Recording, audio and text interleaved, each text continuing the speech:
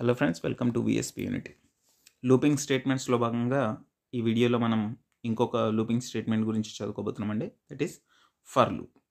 మీరు for loop సి++లో already use చేసే ఉండింటారు. సో మీ అందరికీ ఐడియా ఉండి ఉంటుంది.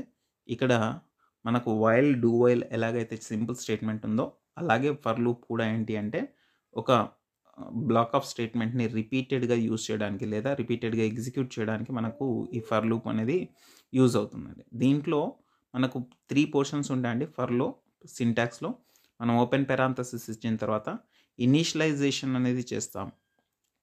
ఏదైనా వేరియబుల్ని మనం ఇనిషియలైజేషన్ అనేది చేస్తాం. అండ్ దెన్ సెమీకాలన్ ఇస్తాం, కండిషన్ని మెన్షన్ చేస్తాం. ఈ కండిషన్ ట్రూ అయ్యేంత వరకు ఈ స్టేట్మెంట్ అనేది రిపీట్ అవుతూ ఉంటుంది.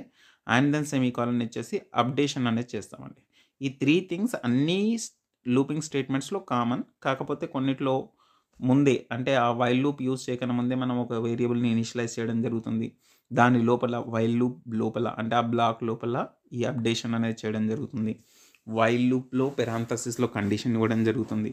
సో ఇలా డిఫరెంట్గా మనకు ప్రొసీజర్ అనేది ఉంటుందండి. కాకపోతే ఇక ఈ ప్రొసీజర్ గుర్తుపెట్టుకోండి. ఫర్ అనే స్టేట్మెంట్ ఇచ్చిన తర్వాత, ఫర్ అనే కీవర్డ్ ఇచ్చిన తర్వాత పెరాంథసిస్లో ఇనిషియలైజ్ చేస్తారు, కండిషన్ ఇస్తారు, అప్డేషన్ ఇస్తారు, అండ్ వాటిని మనం సెమీకాలన్తో సపరేట్ చేస్తాం. దీని తర్వాత మీరు ఓపెన్ బ్రేస్ ఇచ్చి బ్లాక్ ఆఫ్ స్టేట్మెంట్స్ ఏవైతే రిపీట్ చేయాలో అవి మీరు రాసే ప్రయత్నం చేస్తారు.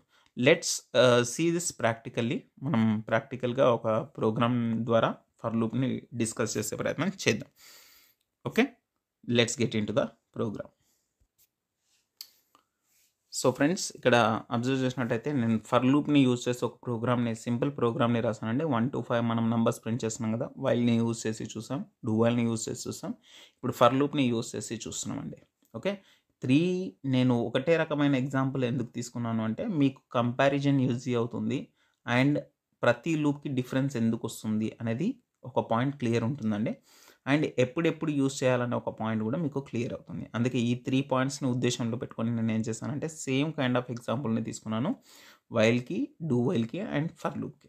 ఇక్కడ చూడండి, ఫర్ లూప్లో మనం ఇనిషియలైజేషన్ అనేది చేస్తున్నాం. Integer x=1. ఈ x=1 మనం సపరేట్గా చేస్తామండి, వైల్కి కానీ డూ వైల్కి కానీ. దాన్ని ఇనిషియలైజేషన్ అంటారు. x<r=5 ఏదైతే ఇచ్చారో మీరు వైల్లో వైల్ కీవర్డ్ తర్వాత ఇచ్చారు అండ్ డూ వైల్లో వైల్ కీవర్డ్ తర్వాత ఇచ్చారు. ఇక్కడ కూడా మనం కండిషన్ అనేది మెన్షన్ చేస్తాం.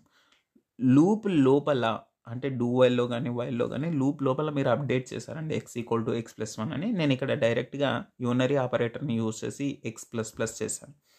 So you can do it in any kind of way or else any way, but you should understand the way of usage. ఇక్కడ మీరు ఎలా యూస్ చేస్తారు ఫర్ లూప్ని, వైల్ లూప్ని, డూ వైల్ని ఎలా యూస్ చేస్తారు అనేది ఇంపార్టెంట్ అండి. సో నేను ఇక్కడ యూస్ చేసిన థింగ్స్ అన్ని చూడండి. x=1 నుంచి స్టార్ట్ చేశాను కదా, 1<r=5 కదండి. సో ఇక్కడ లూప్లోకి ఎంటర్ అయ్యే అవకాశం ఉంటుంది. ఎప్పుడైతే నేను ఈ కండిషన్ని మీట్ అవ్వడం ఫెయిల్ అవుతానో అప్పుడు ఈ బ్లాక్ ఎగ్జిక్యూషన్ అనేది ఆగిపోతుంది. కానీ నేను ఇది ఎగ్జిక్యూట్ చేసి మీకు ఎక్స్ప్లెయిన్ చేసే ప్రయత్నం చేస్తానండి ఎట్లా ఇది ఎగ్జిక్యూట్ అవుతుందని చెప్పేసి. Let's run this. సో చూడండి అవుట్పుట్ ఏమొస్తుందని చెప్పేసి. చూడండి ఇక్కడ ఈ అవుట్పుట్స్ ఎందుకు వచ్చాయో మనం ఒకసారి చూద్దాం. x=1 ఇనిషియలైజ్ అయిపోయిందండి. 1<r=5 true. దెన్ నేను లోపలికి వచ్చాను, నంబర్ ఈజ్ 1 ప్రింట్ చేశాను, అందుకే ఫస్ట్ లైన్ వచ్చేసింది. నెక్స్ట్ ఈ లూప్ నుంచి బయటికి రాలేదండి, లూప్లోనే ఉన్నాను, x++ చేశాను, దట్ ఈస్ 2. ఆల్రెడీ 1 ఉంది కాబట్టి 1 నుంచి 2 అవుతుంది. 2<r=5 yes it is true. మళ్ళీ నేను లోపలికి వస్తాను, నంబర్ ఈజ్ 2, అందుకే సెకండ్ లైన్ ప్రింట్ అయ్యింది. అలా 3, 4, 5 ప్రింట్ అవుతుందండి. నెక్స్ట్ టైం x++ అవుతుంది, దట్ ఈస్ 6. 6<r=5 అండి? కాదు. సో అక్కడ మీ కండిషన్ ఫెయిల్ అవుతుంది కాబట్టి బయటకు వచ్చేస్తుంది. అంటే ఈ ఫర్ లూప్ నుంచి మనం బయటికి వచ్చేస్తాం, ఈ ఫర్ లూప్ నుంచి. సో ఇక్కడ లాస్ట్లో మనకి ఏం మిగిలిపోయింది, హలో వరల్డ్, అదే ఇక్కడ ప్రింట్ అయిందండి. సో ఇలా మనం ఇచ్చిన కండిషన్ని బట్టి మనం మెన్షన్ చేసిన కండిషన్ ట్రూ ఉన్నంత వరకు దాన్ని ఎగ్జిక్యూట్ చేసే ప్రయత్నాలు చేస్తాయి మన లూపింగ్ స్టేట్మెంట్స్ అనేవి. కాకపోతే ఇది కూడా ఎంట్రీ కంట్రోల్డ్ లూప్ అండి. ఖచ్చితంగా ఈ కండిషన్ ట్రూ ఉంటే మాత్రమే మీరు ఫర్ లూప్లోకి వెళ్ళగలుగుతారు, ఎగ్జిక్యూట్ చేయగలుగుతారు, లైక్ వైల్ లూప్. కానీ ఒక్క డూ వైల్లో మాత్రమే ఎటువంటి కండిషన్ లేకుండా అట్లీస్ట్ వన్స్ ఆ బ్లాక్ ఆఫ్ స్టేట్మెంట్ని ఎగ్జిక్యూట్ చేసిన తర్వాత ఎగ్జిట్ అయ్యేటప్పుడు అది కరెక్ట్ ఉందా లేదా అనేది చెక్ చేసుకుంటుంది. అది ఇవి మీరు గుర్తుంచుకోవాల్సిన విషయాలు లూపింగ్ స్టేట్మెంట్స్లో. ఐ హోప్ ఈ వీడియో యూస్ఫుల్ అని నేను అనుకుంటున్నాను. యూస్ఫుల్ అనిపిస్తే ఒక లైక్ చేయండి. అలాగే